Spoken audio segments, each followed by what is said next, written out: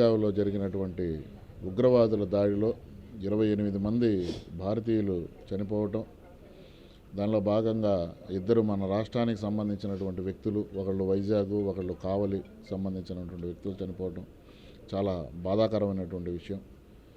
చనిపోయినటువంటి కుటుంబాలందరికీ కూడా జనసేన పార్టీ నుంచి ప్రగాఢ సానుభూతి తెలియజేస్తున్నాం. ఈరోజు కావల్లో చనిపోయినటువంటి ఉగ్రవాదుల దాడిలో జనసేన పార్టీ కార్యకర్తను మధుసూదన్ గుప్తా, ఆయన పార్థివ దేహాన్ని భౌతికాయాన్ని చూసి వాళ్ళ కుటుంబాన్ని పరామర్శించడానికి రాష్ట్ర ఉప ముఖ్యమంత్రి వర్యులు జనసేన పార్టీ అధ్యక్షులు పవన్ కళ్యాణ్ గారు కూడా కావలికి వెళ్ళటం జరుగుతుంది. ఆయన ఏదైతే ఆదేశాలు ఇచ్చారో ఆ ఆదేశానుసారం రెండవ రోజు మౌన దీక్ష జనసేన పార్టీ ఆధ్వర్యంలో చేశాం.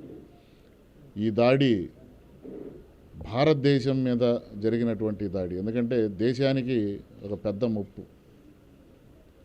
ఇంతకుముందు జరిగినటువంటి దాడుల కన్నా చాలా ఘోరమైనటువంటి దాడి ఇది. ఈ దాడిని ప్రతి ఒక్కళ్ళు కూడా ముక్తఖండంతో ఖండించాలి.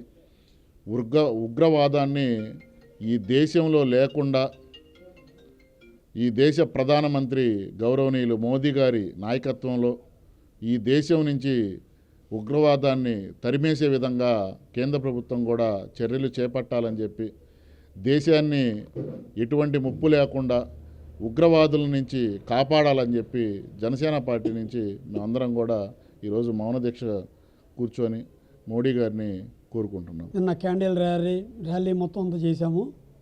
ఈరోజు రెండో రోజు మౌన దీక్ష పార్టీ ఆఫీసులో ఇక్కడ రియాజ్ గారు అందరం కలిసి మేము చేస్తున్నాము.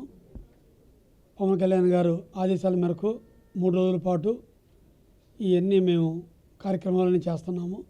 జన సైనికులు, వీర మహిళలు అందరూ కలిసి ఇవన్నీ ఎందుకు జరుగుతున్నాయి అనేది ఒకసారి ప్రతి ఒక్కరు ఆలోచించాల్సిన విషయం.